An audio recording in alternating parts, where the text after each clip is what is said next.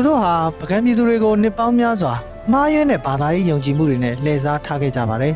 ။အနော်ထာမင်းကြီးရင်ဆိုင်နေရတဲ့အကြီးမားဆုံးပြဿနာကတော့အရေးကြီးလို့ခေါ်တဲ့နတ်စရာရောင်ရောင်ဘာသာရေးအဖွဲ့တွေပဲဖြစ်ပါတယ်။သူတို့ဟာသာသနာဝန်ထမ်းလို့သာပြောပေမဲ့အရက်တောက်တယ်၊ရေငုပ်တယ်၊မီးလုံတယ်၊စားတဲ့အကျိုးမရှိတာတွေကိုလုပ်တယ်ပြီးတော့တိုင်းသူပြည်သားတွေကိုကြောက်ရွံ့မှုတွေနဲ့အကြက်ကင်ပြီးကိုကျိုးရှာချေလည်နေကြတယ်။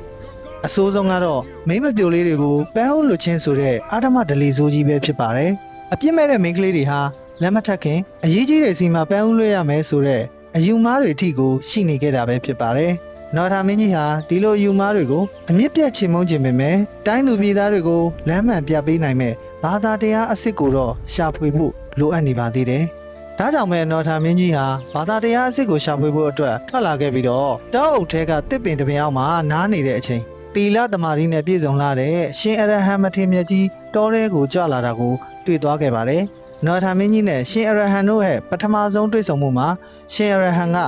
မင်းကြီးကိုဘယ်လိုတရားတွေဟောခဲ့လဲ။နော်ထာမင်းကြီးကရောအရေးကြီးတွေကိုဘယ်လိုနှိမ်နင်းခဲ့လဲဆိုတာကိုတော့နောက်တစ်ပိုင်းမှာစောင့်မျှော်ကြည့်ရှုပေးကြပါအောင်ခင်ဗျာ။